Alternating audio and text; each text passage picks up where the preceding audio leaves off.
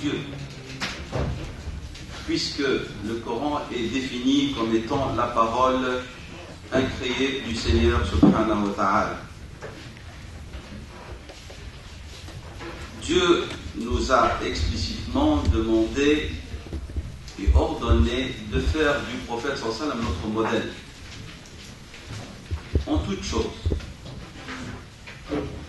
قال تعالى كان لكم في رسول الله أسوة حسنة. Nous avons la personne du messager de Dieu, le bon modèle, le bon exemple à suivre pour celui qui aspire en Dieu et au jugement dernier.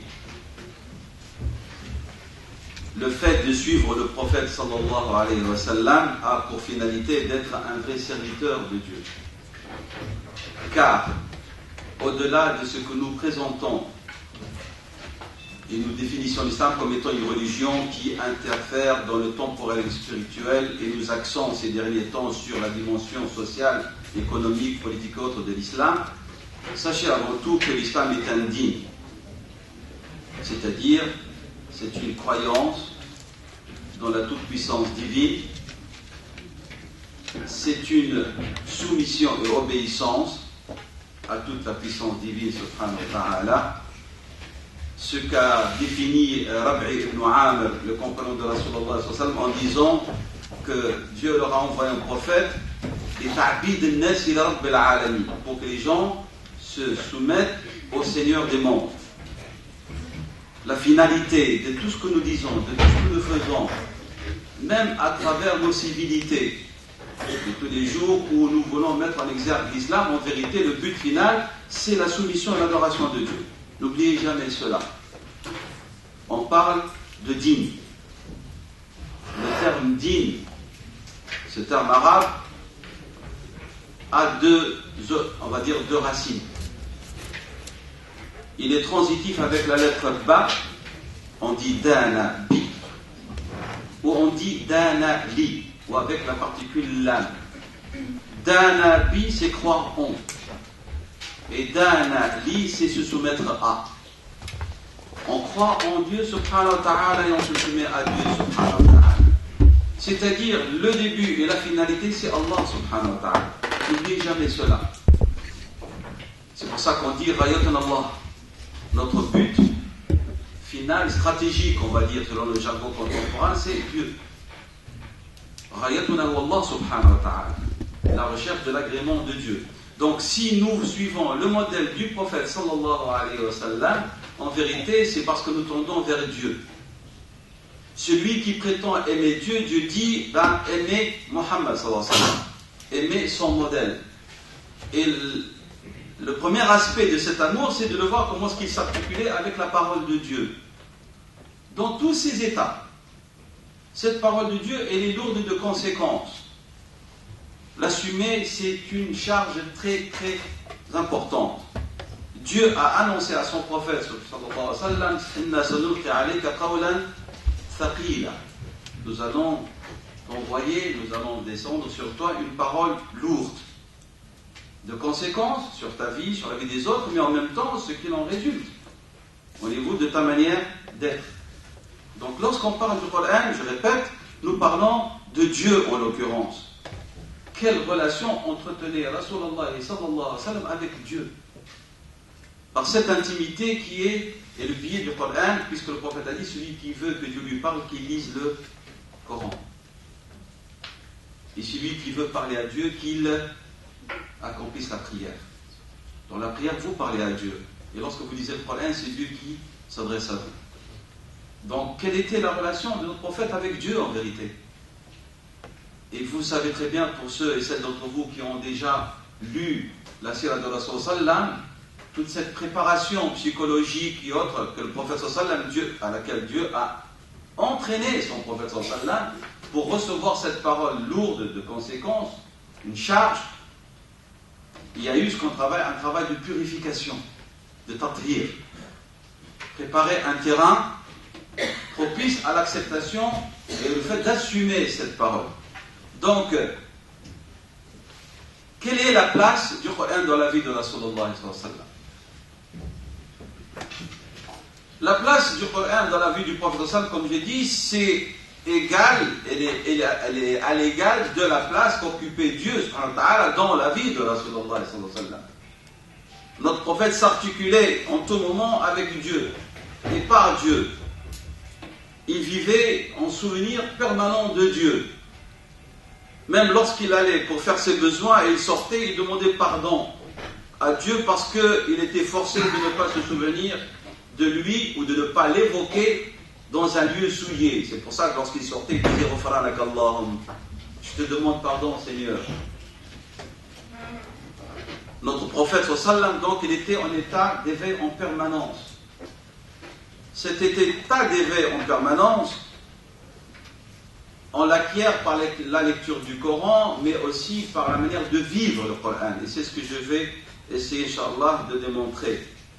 Le prophète sallam, pour nous expliquer l'importance du Coran, il a dit dans un hadith, Al-Qur'an ahabbu ila Allah min as-samawati wal ardi wa man fihin. Le Coran, il est plus aimé par Dieu que les cieux et la terre, ce qu'il contient. Ahabbu ila Allah. Le prophète a dit, sallallahu alayhi wa sallam, Dieu dit dans un hadith sacré, hadith Qudusi, ou qu'on appelle hadith ilahi aussi. Hadith Qudusi, on l'appelle hadith Qudusi, on l'appelle aussi hadith ilahi. Il a dit, sallallahu alayhi wa sallam, qu'Allah a dit, Man shaghalahu al-Qur'anu an mas'alati, celui qui est tellement occupé par la lecture, par la méditation, par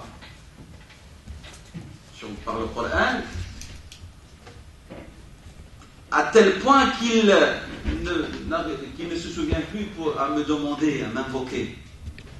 Il récite le Coran, mais il n'a pas le temps de faire des invocations. Shaghalahu al-Qur'anu an mas'alatillah, an su'alillah. Je lui donne meilleur que ce que je donnerais à ceux qui m'invoqueraient ou me demanderaient quelque chose. Et puis il a dit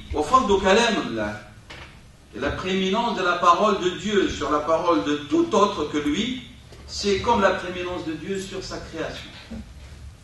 La prééminence de la parole de Dieu sur toute autre parole est comparable à la prééminence de Dieu sur toute sa création. C'est pour ça que lorsqu'on regarde l'attitude de Rasul sallam et l'attitude de ses compagnons, on ne les voit pas, entre guillemets, bouquiner autre chose que le Coran. Le Coran, il occupe une marge très très réduite dans notre vie.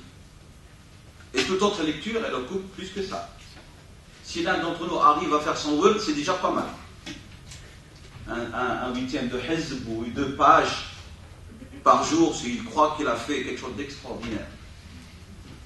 Alors que lorsqu'on voit l'attitude de Rasulallah, l'attitude des compagnons, l'attitude des tabi'in, de leurs suiveurs et leurs suiveurs, on est surpris et parfois certains d'entre nous même ils doutent de la véracité historique de ce qu'on nous raconte, que l'un d'entre eux est capable de faire un traitement de Coran chaque jour ou même chaque 2 jours, de conclure le Coran. Pourquoi? Parce que nous sommes dans un état de négligence tel dans notre relation avec le Coran qu'on ne croit plus ces histoires-là, alors que c'était vrai. C'était vrai. Donc, qu'occuper le Coran, qu'est-ce que le Coran, quel temps accorde-t-on au Coran? Lecture, méditation et mise en pratique. Ce qui n'était pas le cas ni de notre prophète sallallahu alayhi wa sallam, ni de ses compagnons radiyallahu anhum. Notre prophète était très influencé par le Coran. Il était touché par le Coran. Dans sa manière d'être, jusqu'à ce que notre mère Aïcha radiyallahu anha a questionné sur la manière d'être du prophète sallallahu alayhi wa sallam. Elle a répondu, vous connaissez tous le hadith, et toutes, kana khuluquhu al-Qur'an, c'est-à-dire notre prophète sallallahu alayhi wa sallam était le Coran personnifié. Le Coran personnifié. On nous demande de faire la même chose, mais à notre échelle humaine, non faillible. Nous sommes des gens faillibles, et notre prophète il était infaillible. Mais nous devons tendre à personnifier le Coran dans notre manière d'être, comme l'était Rasulullah sallam. Le Coran l'influençait dans toute sa manière d'être. Au niveau externe, mais en même temps, le Coran avait un impact tel sur sa vie interne, sur son intériorité. D'où le fait que le prophète sallam pleurait à l'écoute du Coran, pleurait à la lecture du Coran. Il est passé toute une nuit à répéter un seul verset. Un seul verset, il a fait toute une nuit de qiyam avec un seul verset, le répétant sans arrêt. Maintenant, on entend le Coran mais on ne pleure plus. On écoute le Coran, mais on écoute la beauté des voix. Oh, comme c'est beau.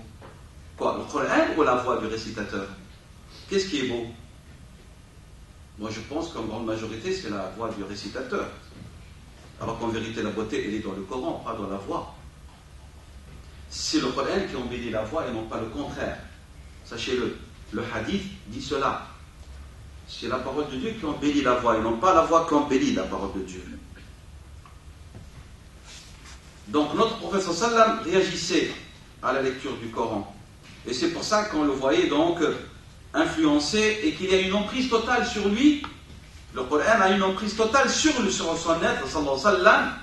Et lorsqu'il dit, par exemple, concernant la sourate Hud, Hamim, de Hawamim, il dit Shayabatni Hud wa akhawatuha Shayabatni. C'est-à-dire, elles m'ont fait blanchir les cheveux. Dans quel sens? Pas au niveau de la mémorisation, puisque Dieu lui a dit, subhanahu wa ta'ala, lui garantit que c'est lui qui va lui faire incruster le Coran dans son cœur. Notre prophète, lorsqu'il recevait la révélation, il se hâtait de répéter ce qu'il recevait de la part de l'ange Gabriel, alayhi salam, de crainte d'oublier. Alors Dieu lui a dit, c'est à nous qu'il revient de devoir de te le faire mémoriser, donc ne t'inquiète pas. Mais il parle ici de Shayabat, c'est-à-dire ce qu'elles contiennent, ces sourates, comme indication, comme engagement, comme obligation, comme devoir. C'est ça que ça sous-entend, et c'est pas, c'est-à-dire leur mémorisation est tellement difficile que j'ai les cheveux blanchis. C'est faux. Est-ce que lorsqu'on lit le Coran et on voit dedans qu'est-ce qu'il y a comme interpellation et engagement, premièrement, vis-à-vis de notre pacte, vis-à-vis de Dieu subhanahu wa ta'ala et de son prophète, puis de notre prochain, est-ce que nous avons les cheveux blanchis? Est-ce que nous avons cette crainte? Moi ici, on m'a dit que c'est de la spiritualité, je parle de la spiritualité. Parce que tout engagement social passe par là. Si nous n'avons pas un cœur purifié, notre engagement est nul. Ce qui différencie les musulmans des autres, c'est son éthique et son engagement spirituel vis-à-vis d'Allah subhanahu wa ta'ala. Ce qu'on appelle l'autosurveillance, la remise en question par la purification de son intention, niya. D'où le fait que le hadith de Rasul que vous connaissez tous et toutes, il est considéré comme la clé, le summum de toute activité. إنما الأعمال وقال صلى الله عليه وسلم إنما الأعمال بالنيات أو بالنية. Toute action à laquelle vous adonnez sur le niveau spirituel ou social, si votre intention n'est pas purifiée, votre œuvre elle est vaine. Que ce soit vis-à-vis de Dieu, auprès de Dieu ou auprès de votre prochain. Nahna, on passe forcément par ce créneau-là, de la spiritualité, parce que nous faisons tout pour Dieu. Et dans le but d'avoir l'agrément de Dieu. On se soucie guère de ce que pensent les autres. On n'agit pas pour plaire. On n'agit pas pour être récompensé. On n'agit pas pour être félicité. La nuridu minkum jaza'an wala shukura. On n'attend pas de votre part ni récompense ni remerciement. Si je suis honnête, c'est parce que je suis musulman et j'ai un engagement vis-à-vis d'Allah subhanahu wa ta'ala. Si je suis équitable, c'est parce que Dieu me l'a demandé et j'ai un engagement librement consenti lorsque j'ai dit la ilaha illallah, Muhammad Rasulullah. Personne ne m'a forcé. Personne. J'ai choisi d'être musulman. Donc je dois assumer. Si j'évite la médisance, si j'évite ceci et cela, c'est parce qu'avant tout je suis musulman et j'ai un engagement vis-à-vis d'Allah subhanahu wa ta'ala. Et tout cela, on ne peut l'acquérir qu'à travers le Coran et sa lecture, sa méditation et sa mise en pratique. Tout en développant une relation intime avec Dieu et avec sa parole. Si on ne possède pas cette dimension-là, nous sommes comme les autres. Parce qu'on n'a rien de différent. Il a dit, sallallahu alayhi wa sallam, il était avec ses compagnons, il a dit, je suis impatient de rencontrer Ahbabi. Ils ont dit, les compagnons ne sont pas tes Ahbab. Il a dit, non, antum ashabi. Vous êtes mes compagnons. Ahbabi, c'est des gens qui ont cru en moi sans m'avoir vu. Si vous voulez être parmi ces Ahbab, alors comprenez quel est votre engagement vis-à-vis de Dieu et de sa parole. Est-ce que le Coran a le même effet sur votre personne comme l'était votre prophète sallam et comment est-ce qu'il l'a enseigné à ses compagnons radiyallahu anhum? Ça c'est une première chose. notre prophète sallallahu alayhi wa sallam appelait les gens au Coran et par le Coran. Notre prophète appelait les gens au Coran. Son message c'est da'wa ila al-Coran wa bil Coran. Appelez les gens par le Coran et au Coran s'il vous plaît. Parce que dans notre discours le Coran est absent. On a un discours intelligible. Parfois on se demande si on est devant des musulmans ou non pas devant des gens qui parlent philosophie uniquement et pensée, etc. Et on dit où est-ce qu'il y a le Coran là-dedans? Nous appelons les gens vers qui? Vers Allah ou non? Et si on les appelle vers Allah, eh ben, c'est sa parole qui doit être mise en exergue, en évidence. Elle ne vient pas derrière. Rasul sallam كان يدعو الناس بالقرآن وللقرآن. دعوته donc الناس بالقرآن وللقرآن, et c'est ça l'attitude de Rasulullah sallallahu alayhi wa sallam.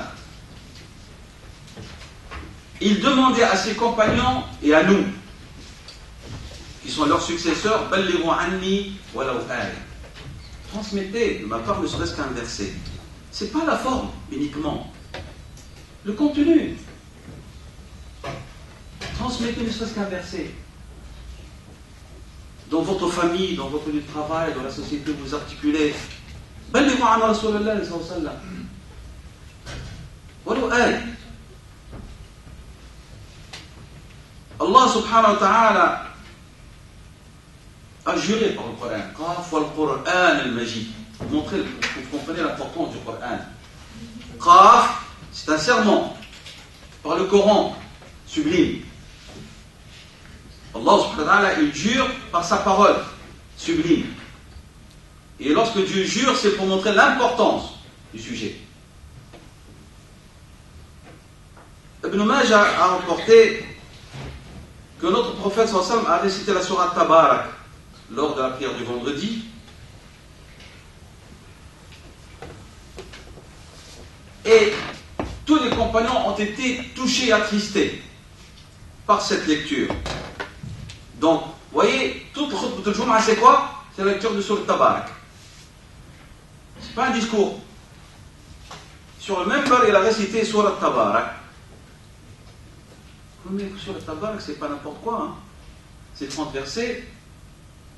Ça a tellement d'importance. Et Al-Munjiya, a dit Rasul sallam, c'est celle qui sauve cette sourate. C'est celle qui défend celui qui la mémorise. Et qui la met en pratique. Puisqu'elle parle du Seigneur, subhanahu wa ta'ala, et de son omnipotence. Vous devez savoir que Rasulullah sallallahu alayhi wa sallam a compris que son message, donc, qui s'articule autour du Coran, et que Dieu lui a accordé un honneur inestimable en lui révélant cette parole, et qu'il lui a confié la mission de le transmettre. Notre prophète sallallahu alayhi wa sallam, il a dit, tout prophète avant moi, Dieu lui a donné des miracles. Tandis que moi, ce que Dieu m'a donné, c'est une révélation. Des miracles physiques, il voulait dire, sallallahu alayhi wa sallam. Tandis que moi, Dieu m'a donné une révélation. J'espère et je souhaite être celui qui aura le plus de fidèles. Si on veut exaucer ce vœu de Rasulullah sallallahu alayhi wa sallam, il faut qu'on comprenne d'une manière nuancée qu'est-ce qu'il voulait dire par une révélation. Wahy. Il nuance sur la qualité de la relation que les fidèles doivent avoir avec Dieu et avec ce qui leur a été transmis. Rasulullah sallallahu alayhi wa sallam, lorsqu'il récitait le Coran, il récitait avec méditation. Et il articulait lettre par lettre. Kana yaqra'u, il dit nous savons, harfan bi harf, lettre par lettre, en articulant. Lorsqu'il lisait le Coran, le prophète sallallahu alayhi wa sallam, il multipliait, depuis que Dieu lui a révélé le Coran, il multipliait les moments d'intimité par le Coran. Et il nous a recommandé de prolonger les positions, les stations debout, sur le nombre de prosternations. C'est-à-dire faire 2 rak'at mais qui dure 1 heure, c'est meilleur que vous faites 40 rak'at. Ça veut dire quoi? C'est-à-dire prolonger les moments de lecture. Il privilégiait, sallallahu alayhi wa sallam, donc les stations debout prolongées, c'est-à-dire la récitation prolongée. Le prophète sallallahu alayhi wa sallam, lorsqu'il lisait le Coran, parfois il lisait à voix haute et parfois il lisait à voix basse, même la nuit. Tantôt il lisait jahran, tantôt il lisait sirran. Lorsque le prophète sallallahu alayhi wa sallam lisait le Coran, il le lisait en toute situation et position. Debout, assis, couché, à dos de monture. En toute situation, il lisait le Coran. En toute situation. Le dhikr le plus fréquent de Rasul sallam, c'est la récitation du Coran. Donc le dhikr le plus fréquent de Rasul sallam, c'est la récitation du Coran. Rasulullah sallallahu alayhi wa sallam, lorsqu'il lisait, il lisait avec une voix mélodieuse et triste pour toucher le cœur. Il a dit sallallahu alayhi wa sallam, si vous n'arrivez pas à pleurer, faites en sorte que lisez comme vous, ou faites comme si vous pleurez. Même si vous n'arrivez pas à avoir des larmes, faites en sorte que. Pourquoi? Parce que vous savez très bien qu'il y a une connexion qui se fait entre les organes physiques et le cœur. Mais ça ne vient pas du jour au lendemain.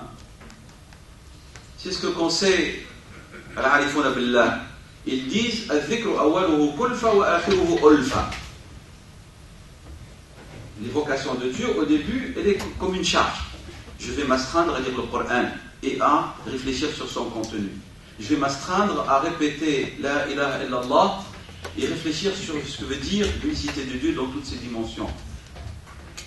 Et je vais m'astreindre à répéter cela. Au début, c'est une formule que vous dites par la langue, mais à force de persister, de persévérer, une connexion se fait avec le cœur.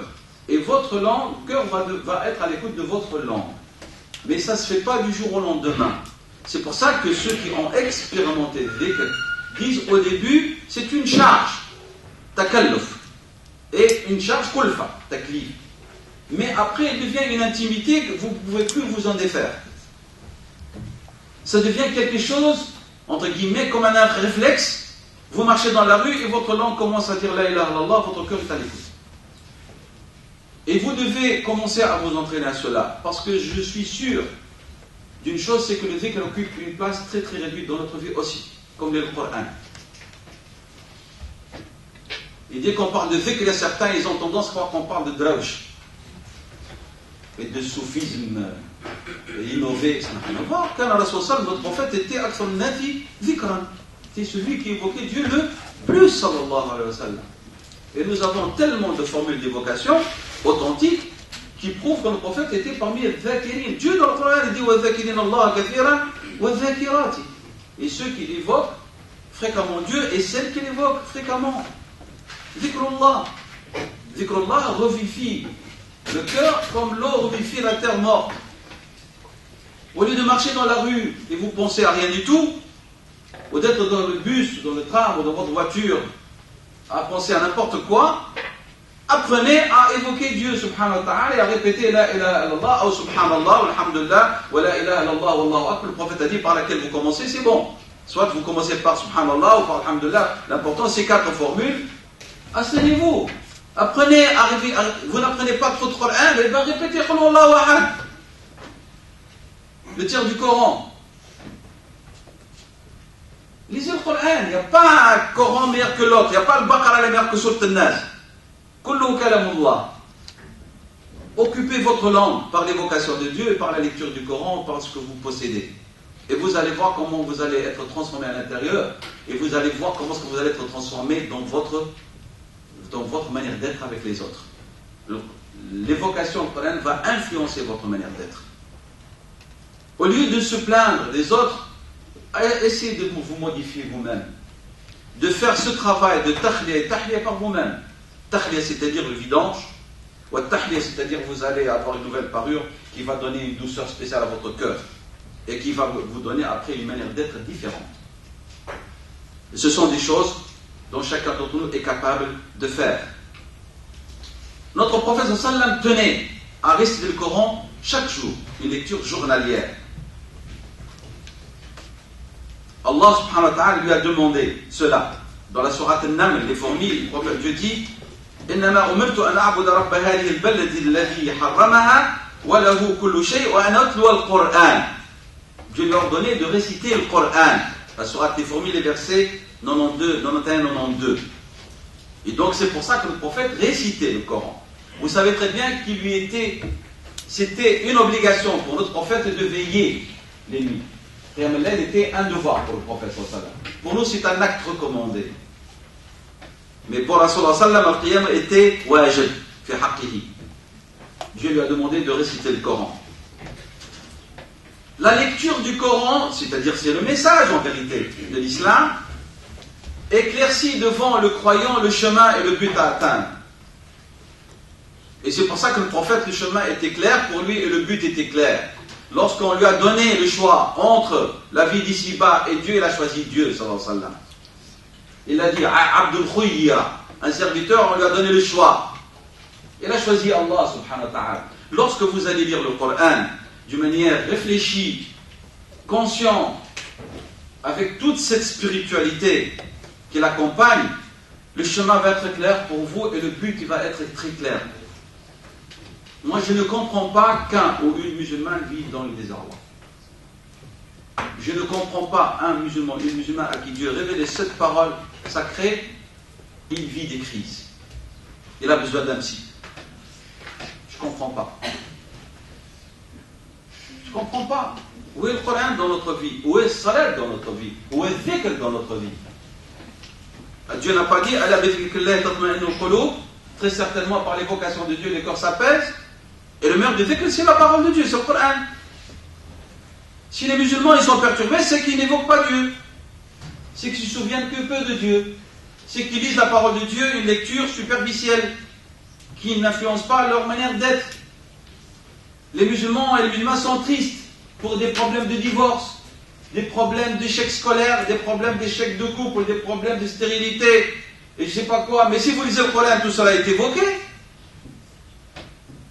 Et vous avez dans le Coran tout ce qui va vous donner l'apaisement et l'acceptation. Notre frère a parlé. Et ceux qui sont patients et persévèrent dans les moments d'affliction, dans les moments difficiles, où c'est-à-dire où le mal il touche leur chair. Où est-ce qu'il est Dieu là-dedans et sa parole? Revoyez l'exemple de votre prophète sallallahu alayhi wa sallam, qui n'a jamais été affligé par la vie d'ici-bas et ses contraintes. Comprendre le message et aussi être influencé par le message. Il me reste 10 minutes. C'est pour ça que j'ai dit c'est une forme d'injustice que de pouvoir croire qu'on va parler de Rasul sallam et de sa relation avec le Coran dans ce laps de temps. Ce que vous devez comprendre aussi, c'est que le wahi a occupé donc une importance primordiale dans la vie de Rasulullah sallam. Notre prophète, il y avait deux aspects de sa personne. La dimension de son être, de sa personne comme messager de Dieu, mais en même temps comme individu. Et le Coran l'a influencé dans son fonctionnement comme messager, mais aussi comme être, qu'insan. Il a été influencé par le Coran dans sa mission comme messager,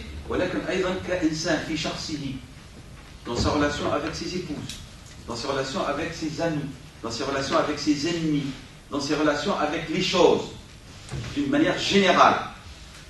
Et les choses, je parle des choses, des objets inertes, y compris le monde animal ou autre. Toute chose, shay, en arabe, c'est un terme général par lequel on désigne toute chose. Il s'agit d'un être conscient ou inconscient. Et donc, il y a deux axes. Tafsir al-Qur'an ala Rasulullah sallam, fi janibihi al-risali, un homme à mission, ou fi janibihi shakhsi, et dans sa vie personnelle, sallallahu alayhi wa sallam. C'est pour vous dire en vérité, lorsqu'on met ces deux entités de Rasul sallam ensemble, c'est la vie du prophète sallam dans sa globalité qui était à l'image du Coran et qui était le Coran personnifié. Et c'est ce que voulait dire notre mère Aïcha radiyallahu anha. Parce que lorsqu'elle a dit khuluquhu, il ne faut pas comprendre l'akhlaq dans une relation sociale. Parce que l'akhlaq, comme l'ont défini nos savants, ils ont dit hi adabun nafsi ma'allahi wa ma'al khalqi. L'akhlaq, c'est la manière d'être de l'âme avec Dieu avant tout et avec les autres, avec les créatures. Donc lorsqu'on dit hada insan sahab khuluq, le premier envers lequel il a des akhlaq, c'est Allah subhanahu wa ta'ala avant tout. Et puis les autres. فالأخلاق في الإسلام هي أدب النفسي مع الله ومع الخلق. الخلق ici veut dire l'humain et toute autre chose.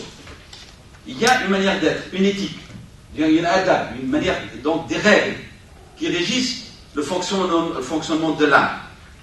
Donc هذا رسول الله صلى الله عليه وسلم. رسول الله صلى الله عليه وسلم, il est le maître de l'humanité. Il est le maître des fils d'Adam. C'est notre conviction. Il est l'élu d'Allah subhanahu wa ta'ala. Ce prophète sallallahu alayhi wa sallam nous a dit qu'il nous a transmis une parole de Dieu, c'est que Dieu a dit وَنُنَزِّلُ مِنَ الْقُرْآنِ مَا هُوَ شِفَاءٌ. Dieu dit, nous faisons descendre parmi le Coran ce qui est un remède d'une guérison.